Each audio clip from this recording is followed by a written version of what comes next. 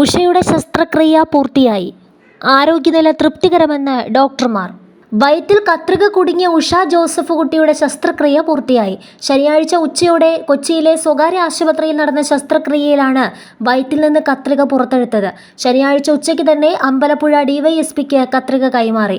വയറ്റിൽ കുടുങ്ങിയ കത്രിക പുറത്തെടുക്കാനായി കൊച്ചിയിലെ സ്വകാര്യ ആശുപത്രിയിലാണ് ഉഷ ജോസഫ് കുട്ടിയെ ശസ്ത്രക്രിയയ്ക്ക് വിധേയയാക്കിയത്. സംഭവം വിവാദമാവുകയും കേസെടുക്കുകയും ചെയ്തതിനാൽ 2 സർക്കാർ ഡോക്ടർമാരുടെ സാന്നിധ്യത്തിലായിരുന്നു ശസ്ത്രക്രിയ. കളമശ്ശേരി ഗവൺമെന്റ് മെഡിക്കൽ കോളേജിലെ 2 ഡോക്ടർമാർ ശസ്ത്രക്രിയയുടെ സമയത്തൊപ്പമുണ്ടായിരുന്നു.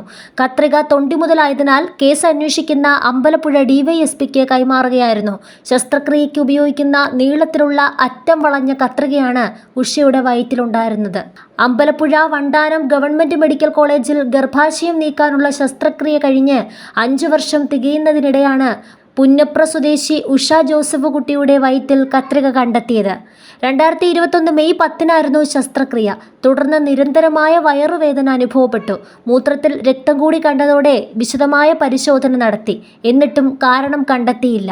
ഒടുവിൽ ബുധനാഴ്ച അമ്പലപ്പുഴയിലെ യൂറോളജി വിദഗ്ധന്റെ നിർദ്ദേശപ്രകാരം എക്സ്റേ എടുത്തപ്പോഴാണ് വയറ്റിൽ കത്രികയുള്ളതായി മനസ്സിലായത്. തുടർന്ന് വ്യാഴാഴ്ച രാവിലെ ഇവർ മെഡിക്കൽ കോളേജ് ആശുപത്രിയിലെത്തി ഒരു ഡോക്ടറെ കണ്ടു.